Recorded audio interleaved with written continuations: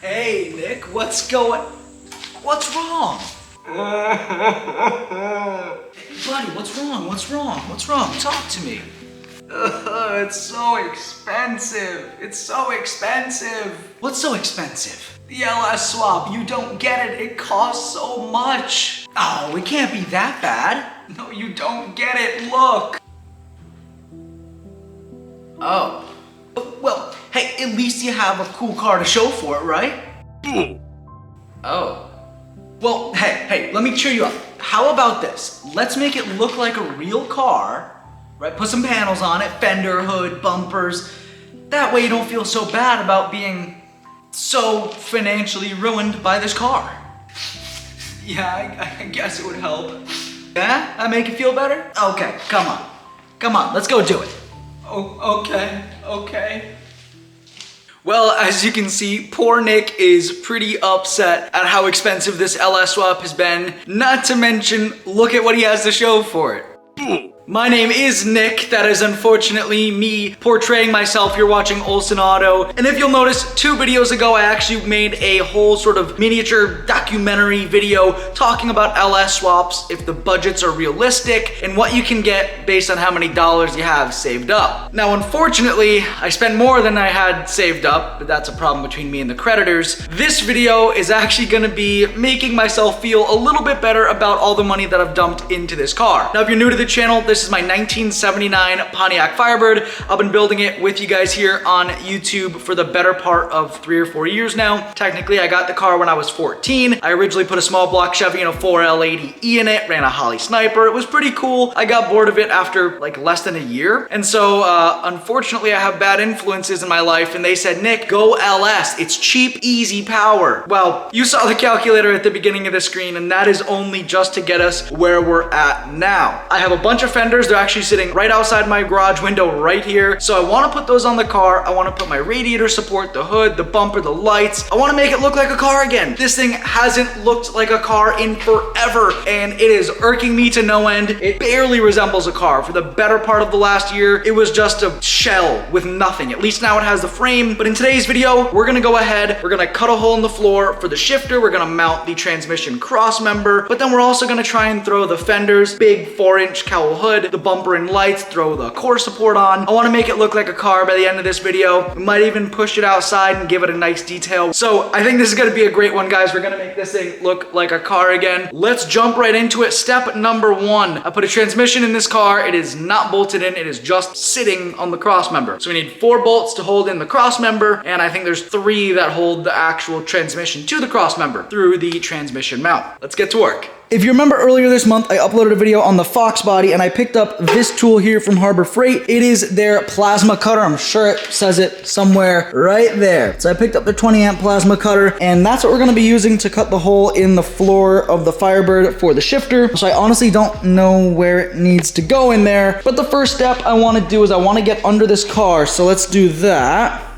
We're gonna take a look here at what I did last time we were under the car. As you can see, we have this nice Hooker Blackheart cross member, and it is just kind of sitting there. What we need to do is probably put the floor jack under the trans just to lift it up a little bit off the cross member here. And then the goal is to send 4 bolts up top there where it rests on the subframe. There are 2 bolt holes and 2 bolt holes on that side. And essentially, it's just 4 bolts that hold the cross member in. And then we just have to pretty simply bolt the mount to the transmission. Sounds easy enough. It's actually not gonna be that bad, I don't think. And we're gonna figure out where to cut for the shifter. We'll kind of scribe it out up top, and then we'll use a plasma to slice that open. But first, we gotta bolt down this cross member. So let's see if we can't figure out where to drill some holes.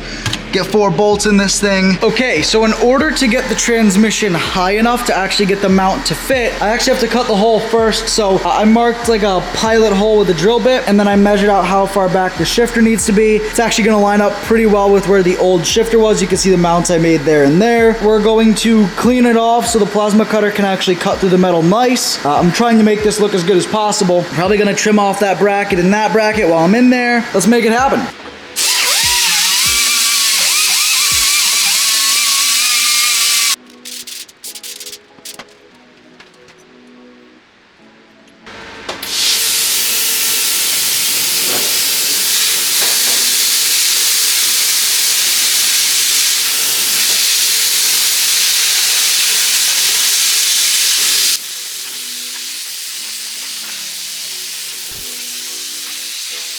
Okay, so that would have been a lot easier had there not been the floor support in the way. So with these cars, there's two main floor supports here in the front driver's area. There's one right there, and it ends like right around here. I'm not gonna touch it because it's very hot, but it ends like right here. Had it just been sheet metal, oh my gosh, this would have been butter. This cut would look a lot better than it does. I had to do a little prying and cutting, and it's not the prettiest. I'm gonna clean it up, obviously, but it took a little bit of effort to get that to work, but I already tested it. I jacked the transmission up, gave us enough space to go ahead and get the cross member fully in with the mount. So that's awesome. We're gonna go ahead and do that. Okay, gang, we're under the car. So I have the transmission jacked up and it fits now, which is good. So this, if I can get my fat butt rotated under here. Oh my God, I'm literally stuck. Hold on, wait, I'm like one of those cavers. All right, we're in Shaboingle Doingle Cave. I can't fit my head through this next passage, so I'm going to have to crush my skull in order to be able to get by. Now, I hope somebody found that funny. This will essentially sit like that. And now it fits. I'm gonna bolt that to the trans, bolt it to the cross member, and then we're gonna figure out where to bolt the cross member to the subframe itself. So you can see like here, it's just kind of resting on there. So let us find some bolts. So ultimately the way I set it up, if anybody's ever doing this, here's the back of the transmission. I have the holes more forward facing, so the bolt holes are a little offset, and you want the offset towards the front of the car. And it seems to sit pretty flat. Now I have to see where on earth I need to drill these holes. They're gonna be pretty close, but I'm definitely gonna have to drill some new ones. So let's do that. I did figure out a way, I'm not sure if I'm proud of it or not, but I did it to get the cross member bolts in. So you guys remember, 2 bolts on top. I don't know where to drill the hole from the bottom. How do you do it? Well, I took the most, I guess, logical approach. I was originally thinking, pull the subframe out, drill it from the top, put it back in. That's a lot of effort, that's a lot of work. My other option was to cut a hole out of the floor, drill it, call it good. But then I gotta weld the floor again, not fantastic. I went with the most minimally invasive option that I could. So, it's a complete mess in here. I did pick up some new welding gloves. To be honest, I just drilled a few holes. Basically went underneath, used like this X as my point of reference, drilled 1, 2, and then figured out where I needed to be. Then the same thing here. I drilled 1 and then realized I was a bit off, so I drilled another. Did the same thing on that side. It's not like the most incredible way to do it, admittedly, but it worked. So I can't complain too much. It did work. I have to throw the bolts in the bottom, so let's go ahead and do that. Okay, with a little bit of effort, I got that side in as well. So you can see we got the nut and bolt on the top and bottom. And of course the mount is all bolted in. So that is all done. Now we have a shifter in the Firebird and the transmission that's pretty bolted in. All right, next up on the chopping block, we have to do the core support on the front end of the car here. We have 2 places that I need to mount to right here on the front of the frame, so we can see right there and right there. I'm leaving the car jacked up for now because to be honest, I'm an old man. I'm 22, but I'm an old man, and this makes it a little bit easier to work on. So I have the rest of the bushings in this box here, so those are gonna hold the core support. So let's go get that from outside, put it on, put on the bumper, fenders, hood, and then front bumper cover. This thing's covered in spiders. Ah!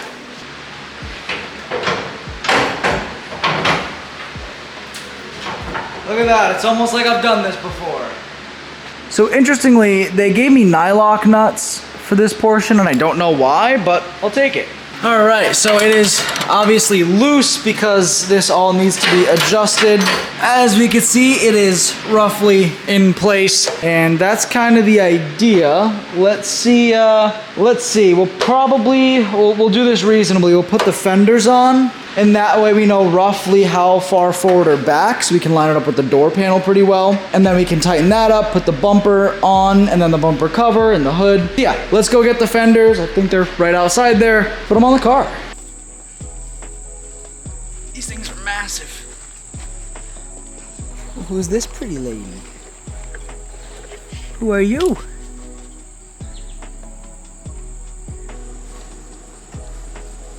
Oh, these things are so heavy, I need fiberglass. Am I even gonna fit in the door? Oh my god. This thing's a land yacht.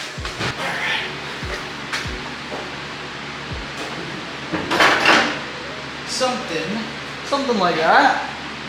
All right, so lightly put the fenders on. There's a few places that these bolt up You got here against the firewall. There's two here, some on the bottom, and some on the bottom down there. Obviously a lot of lining up to do. Gonna start at the back and kind of just work my way forward, because I know my doors had lined up pretty dang good. If I line the fender up to the door, and then I line that up to the fender, and then the hood should kind of fall in place, hopefully, because I didn't adjust these at all. So I mean, I might need a little bit of sliding action, but it should work pretty good.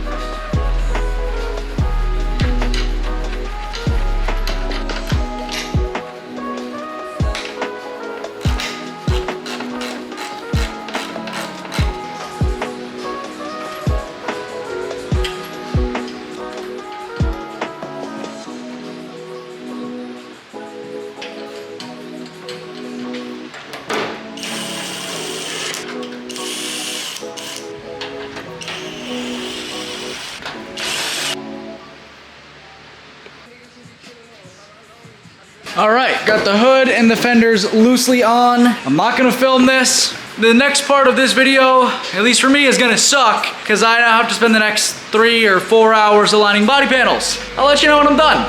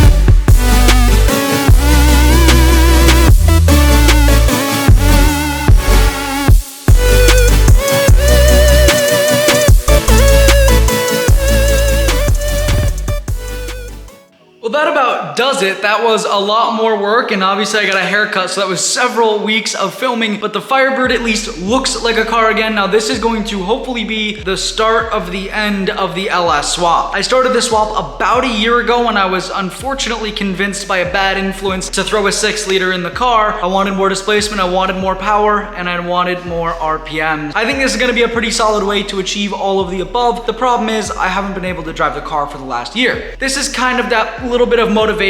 So we got the cross member in, so granted I have to put nuts on the back of the motor mounts, but otherwise the drivetrain is fully bolted in the car. We got the fenders, the bumper, the hood. It looks like a car again, and we got it washed up. It's his first wash in about a year, so I'm very excited to hopefully be in the home stretch. Now, there's still such an endless amount of work. Injectors, fuel rails, harness, drive shaft, exhaust, all the front engine accessories. There's so much that has to be done, but I think we're getting pretty close. That kind of wraps this video up. I hope you guys did appreciate it. It seems like you guys much enjoy the Firebird content, at least compared to the Fox Body stuff. So let me know down below what you think of the Firebird versus Fox Body videos, if you have a specific preference. But definitely thank you for the support on the channel. Make sure you subscribe. Stay tuned. Next Wednesday, we have a pretty cool video coming out about what you see behind me here. So make sure you check that out. Thank you again for tuning in and dropping a like. I will see you in the next one.